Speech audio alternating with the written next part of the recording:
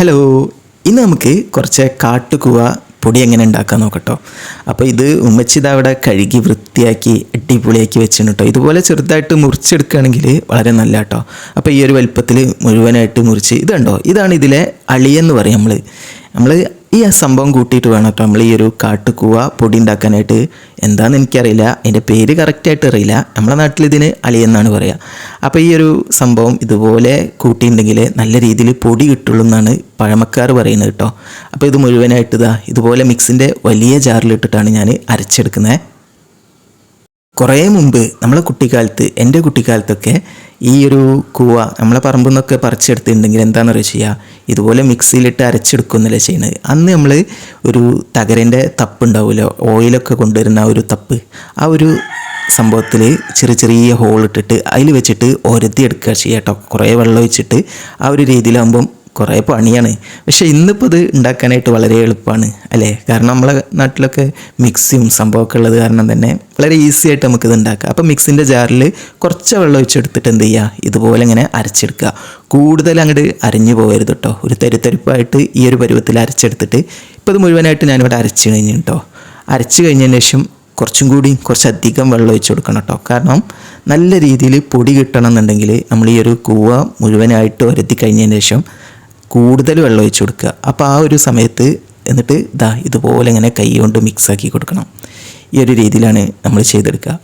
കൂവ പല വെറൈറ്റി ഉണ്ട്. നമ്മൾ സാധാരണ ഒരു കൂവ ഉണ്ടല്ലോ പെട്ടെന്ന് പൊടിയാവുന്ന ഒരു സംഭവം. പക്ഷേ ഈ ഒരു കൂവ അങ്ങനെയല്ല കേട്ടോ, കുറച്ച് ബുദ്ധിമുട്ടുള്ളൊരു സംഭവമാണ്. നമ്മൾ ഒരു 7 ടൈം വെള്ളം മാറ്റിയിട്ടുണ്ടെങ്കിൽ ഇതിൻ്റെ ഈ ഒരു കട്ടൊക്കെ പോയി കിട്ടുള്ളൂ കേട്ടോ. അപ്പോൾ ഇത് കണ്ടില്ലേ, നല്ല രീതിയിൽ നമ്മൾ ക്ലീൻ ആക്കി എടുക്കണം കേട്ടോ. ഒരു കൂവ വരുത്തുന്നതിൻ്റെ മുമ്പായിട്ട് കൂവ പറിച്ച് കഴിഞ്ഞിട്ട് നമ്മളൊരു 4-5 ദിവസം എന്ത് ചെയ്യുക, ഒന്ന് തണലത്തിട്ട് വെക്കുക. അപ്പോൾ അത് കഴിഞ്ഞിട്ടുണ്ടെങ്കിൽ അതിൽ ആ ഒരു പൊടിയൊക്കെ നന്നായിട്ട് ഊറി വരും എന്നാണ് പറഞ്ഞിരിക്കുന്നത്. അപ്പോൾ അത് ഈ പൊടിയൊക്കെ ഊറി വന്ന് അതിനുശേഷം നമ്മൾ എന്ത് ചെയ്യുക, കുറച്ച് വെള്ളം ഒരു ബക്കറ്റിൽ നിറച്ച് വെച്ചിട്ട് ആ ഒരു ബക്കറ്റിലോട്ട് നമ്മൾ ഈ ഒരു കൂവട്ട് കഴുകി വൃത്തിയാക്കി പിന്നീട് നമ്മൾ ആ ഒരു വെള്ളത്തിൽ അതിന് ഒരു ദിവസം ഇട്ട് വെക്കുക. ആ ഒരു ദിവസം കഴിഞ്ഞതിന് ശേഷം നമ്മൾ എന്ത് ചെയ്യുക, അതിൻ്റെ തൊലിയൊക്കെ കളഞ്ഞെടുത്തിട്ട് അതിൻ്റെ വേരൊക്കെ ഉണ്ടാവും, ആ വേരൊക്കെ മുറിച്ചെടുത്തിട്ട് അതിന് ശേഷം വേണം നമ്മളിത് അരച്ചെടുക്കാനായിട്ട്. അപ്പോൾ അരച്ചെടുക്കുന്ന സമയത്ത് നമ്മൾ എന്ത് ചെയ്യണം, അതിലോട്ട് ആ ഒരു അളിയെന്ന് പറഞ്ഞ ആ സംഭവം ഉണ്ടല്ലോ അതും കൂടി ചേർത്തിട്ടുണ്ടെങ്കിൽ നല്ല രീതിയിൽ എന്ത് കിട്ടും, പൊടി കിട്ടും. അത് മാത്രമല്ല കേട്ടോ, ഈ ഒരു കൂവ നമ്മൾ വരുത്തുന്ന സമയത്ത് മഴക്കാറുണ്ടായിട്ടുണ്ടെങ്കിൽ കൂവ പൊടി കിട്ടൂല എന്ന് പറഞ്ഞേക്കാം.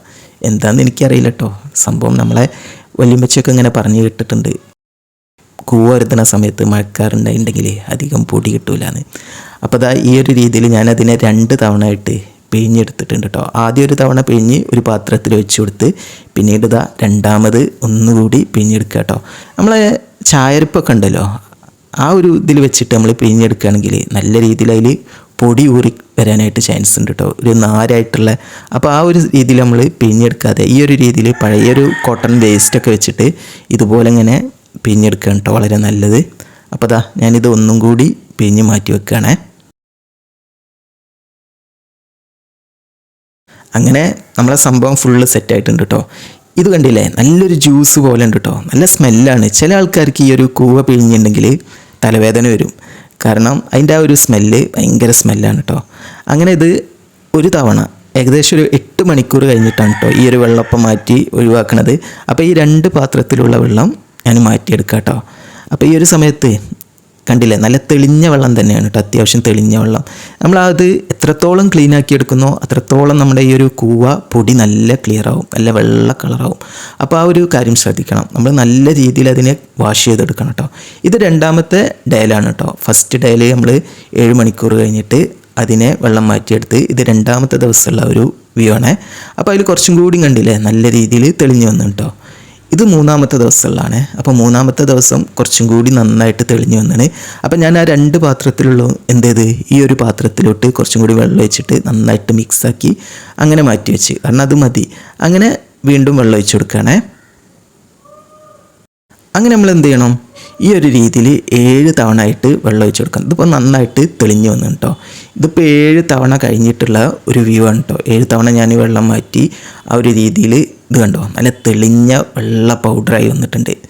ഇനി ഞാനിതിനെ ഉണക്കാനിട്ട് ഇതുപോലെ നല്ല രീതിയിൽ ഡ്രൈ ആയി വരണം. ഇത് ഉണക്കാൻ ഏകദേശം ഒരു 3 ദിവസം നമ്മൾ നല്ല വെയിലുള്ള സ്ഥലത്ത് വെച്ചിട്ട് ഉണക്കിയെടുക്കുക കേട്ടോ. എനിക്ക് ഏകദേശം 3.5 കിലോഗ്രാം കൂവയിൽ ഒരു 300 ഗ്രാം കൂവപ്പൊടി കിട്ടിയിട്ടുണ്ട് കേട്ടോ. ഇതാണ് നമ്മുടെ കൂവ പൊടി. ഇത് കണ്ടോ. ഇത് നമുക്ക് മിക്സിയിലിട്ടിട്ട് പൊടിച്ച് സൂക്ഷിക്കണമെങ്കിൽ അങ്ങനെ സൂക്ഷിക്കുക, അതല്ല ഇതുപോലെ വേണമെങ്കിൽ അങ്ങനെ സൂക്ഷിച്ചാലും മതി. ഇങ്ങനൊരു സംഭവം നമ്മുടെ വീട്ടിലുണ്ടെങ്കിൽ ഒരു വർഷം മുഴുവനും നമുക്ക് അടിപൊളിയായിട്ട് എന്തെങ്കിലും മൂത്രസംബന്ധമായിട്ട് അസുഖങ്ങളൊക്കെ ഉണ്ടെങ്കിൽ ഈ ഒരു പൊടി മതി.